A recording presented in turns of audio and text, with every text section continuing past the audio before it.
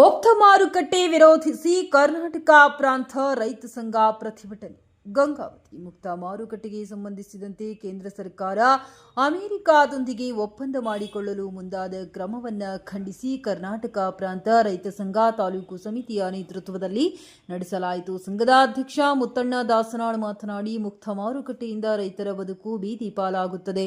ಮತ್ತೆ East India company ಆಳ್ವಿಕೆಯಿಂದಾಗಿ ದೇಶವಾಸಿಗಳು ಬೀದಿ ಪಾಲಾಗುತ್ತಿದ್ದು, ಯಾವುದೇ ಕಾರಣಕ್ಕೂ ಮುಕ್ತ ಮಾರುಕಟ್ಟೆಗೆ ಅವಕಾಶ ಕಲ್ಪಿಸಬಾರದೆಂದು ಹೇಳಿದರು. ಇದಕ್ಕೂ ಪೂರ್ವದಲ್ಲಿ ಪ್ರತಿಭಟನೆಯ ಮೂಲಕ ಶ್ರೀ ಕೃಷ್ಣದೇವರಾಯ ಸರ್ಕಲ್ಗೆ ಆಗಮಿಸಿ ತಹಶೀಲ್ದಾರರ ಮೂಲಕ ಮನವಿ ಪತ್ರ ಸಲ್ಲಿಸಿದರು. ಈ ಸಂದರ್ಭದಲ್ಲಿ ಶಿವಣ್ಣ ಬೆನಕಲ್, ಶ್ರೀನಿವಾಸ್, ದುರ್ಗಪ್ಪ, ಪಂಪಾಪತಿ ಸೇರಿದಂತೆ ಅಪಾರ ರೈತರು ಭಾಗವಹಿಸಿದ್ದರು.